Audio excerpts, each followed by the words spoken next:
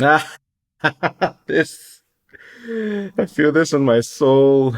As a band dynamics instructor for churches, it's my job to point out things that could be improved for worship teams serving on the Sunday service. Bocchi the Rock, a manga and anime following the adventures of a four-piece rock band, is proving to be a goldmine of teachable moments, and I'm here to relate them to worship ministry. I miss playing live shows. Ooh, awkward opening banter.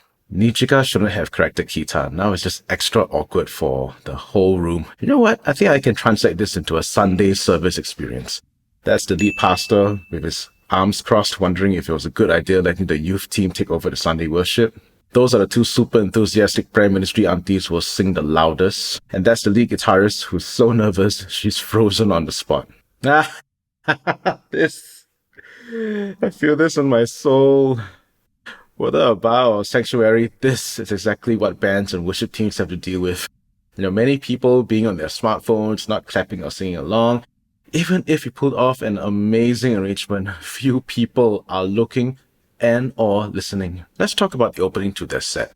Worship leaders have the task of starting the service. What you say on the platform can make or break the experience. Here are two actual opening sentences at a Sunday service. Good morning, church. How's everyone doing today? I apologize if I'm out of tune this morning. I shouted a little too much at my kids' soccer game. Good morning, brothers and sisters in Christ. Let us rise in this place and prepare our hearts to worship the Lord. Which opening sentence helps frame your mind that the Sunday service has started? We need to be extra intentional about the words we use on the platform. Opening sentences are like the directions from air traffic control, guiding the plane to the runway.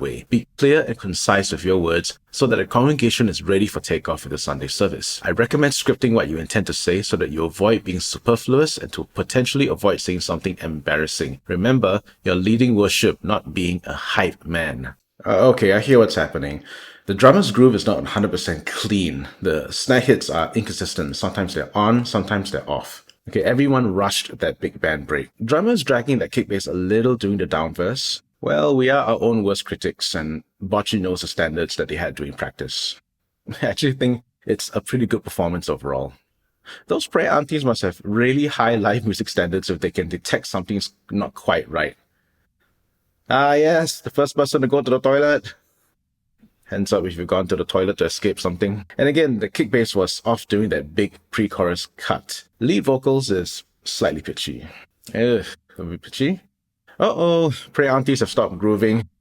Never a good sign in church. And the cherry on top, lead pastor's blank stare of disbelief. Objectively speaking, this band performance is good, considering that these are high school kids. If my band in high school sounded 20% as tight as Kesoku, we would have been rock stars. Even the most talented musicians sing and play out of tune when they're live. As singers move and groove, the diaphragm is also being jostled about, causing some pitch fluctuations. Musicians may momentarily lose sight of the fretboard as they groove, or because of a smoke machine and or poor stage lighting, misfretting their instruments, or mistiming engaging their effects. So these mistakes are almost unavoidable. What makes a live show great?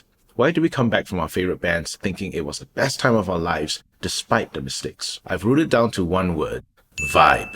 Music is communicated at various levels. Think about it. There's verbal and non-verbal communication when we speak to one another. We might be saying the same words, but the emotional connection is stronger if your diction, delivery, and engagement is better. It's why this song, Guitar, Loneliness, and Blue Planet, sounded better at the audition.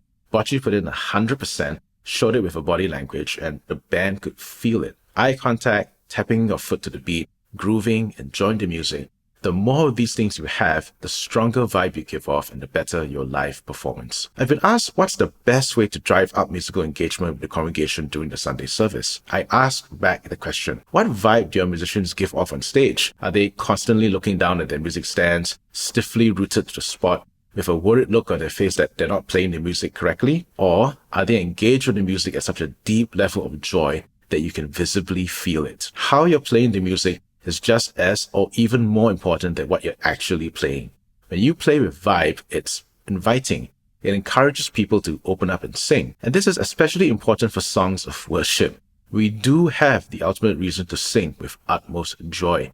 Let's show it on our countenance and body language. And again, the first step to working on your vibe is to memorize your music. Oh, the energy jumped 200%. This looks to be an improvised, unplanned solo, judging by everyone's look of surprise.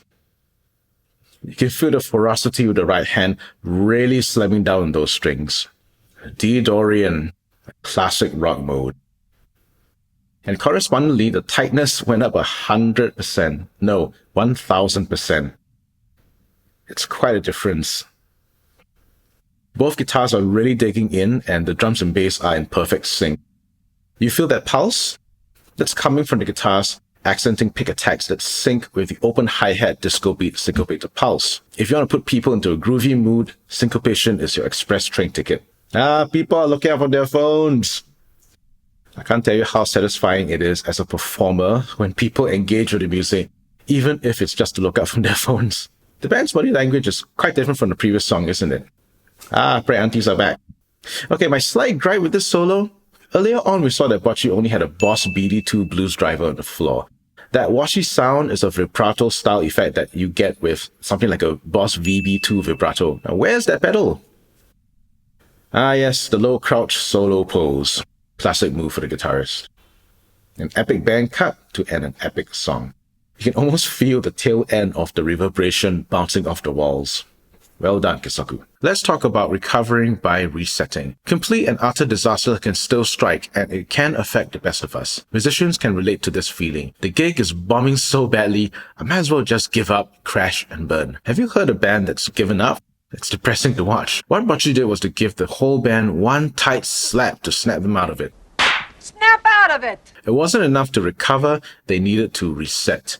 By playing that improvised solo confidently and with finesse, that injected vibe was a confidence booster for the whole band. You can see the second that happens right here when Ryo and Nijika nod at one another in sync. All it takes is one person to step up to the plate and lift everyone out of a funk. On the morning that my team was supposed to lead worship, catastrophe struck. A key piece of our equipment, the in-ear monitoring system, spoiled without warning and without replacement. The worry and anxiety among some of my band members was palpable. It's like they lost their security blanket. And rather than kick up a fuss and demand that the system be fixed, I decided that we needed a confidence boost. I can't remember exactly what I said, but it went something along the lines of, guys, never mind. We don't need the in-ear monitoring system. We've practiced the songs, we know the arrangements well, and I believe you can play them. Seeing that I was unfazed by the situation, my band members regained their composure. In fact, the services that day without the in-ear monitoring system were the best we've led in recent memory. I don't know when, I don't know how, but if you're in worship ministry, you will encounter a moment of catastrophe. And in that moment, you could choose to give in and add to the despair and anxiety, or help to reset from catastrophe and lift the team's spirit. For some of you, that may mean ripping a guitar solo. In summary, what have we learned?